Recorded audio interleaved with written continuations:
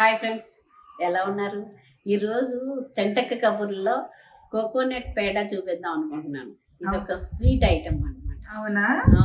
నేనైతే దూద్ పేడ విన్నాను కానీ కోకోనట్ పేడ వినలేదు. డిఫరెంట్ మరి. దూద్ పేడ లాగా కోకోనట్ తో చేసుకుంటే కోకోనట్ పేడ. మరి అయితే దానికి ఏమేమి కావాలో చూద్దామా? పాల పొడి, పిస్తా బాదం, జామ్, యాలకుల పొడి, నెయ్యి, కొబ్బరి పొడి, కండెన్స్డ్ మిల్క్. ఇప్పుడు ఏం చేద్దాం? స్టవ్ పైన ప్యాన్ పెట్టుకుందాం. స్టవ్ వెలిగించుకొని వేయించుకోవాలా? అది వేడెక్కినట్టుందిగా. వేడెక్కింది, ఆల్రెడీ పెట్టాం. కప్పు ఎండు కొబ్బరి. ఇది ఎంతసేపు ఎంచుకోవాలి? కొంచెం వేగే వరకు. లక్ష్మీ కొబ్బరి పౌడర్ వేగిపోయింది.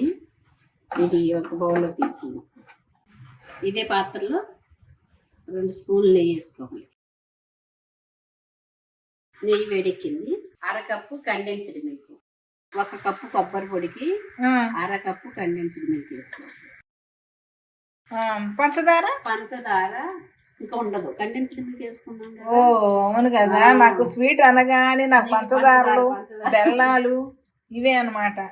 ఇది కొంచెం వేడి అది కరిగిన తర్వాత 1/2 కప్పు పాల పొడి,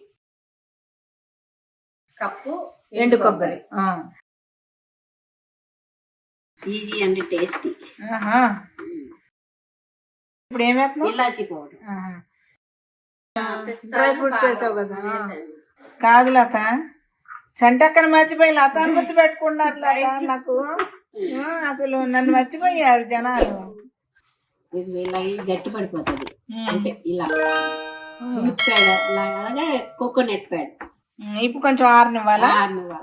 కొంచెం నెయ్యి రాసుకొని చేతికి గోరువెచ్చగా ఉన్నప్పుడే మనం పేడ టైప్ లో మనం చేసుకోవాలన్నమాట. షేప్ చేసుకోవాలి.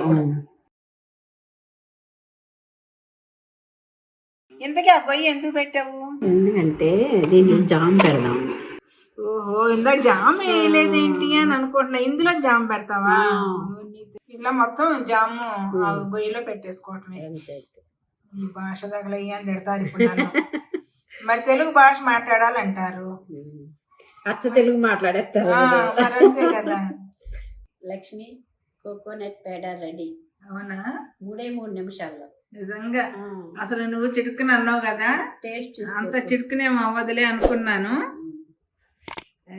జామ్ ఎందుకండి, మీకు నోరు వస్తుందా? మీరు కూడా చేసి చూడండి. దీన్ని చూసి ఎలా ఉందో కామెంట్ పెట్టండి. నేనైతే మళ్ళీ షేర్ చేయండి. నేను ఇంకొకసారి ట్రై చేస్తాను.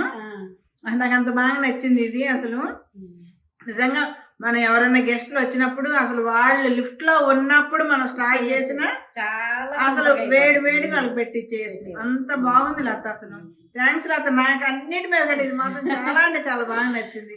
థ్యాంక్ యూ లత. మరి బై బయ్యా.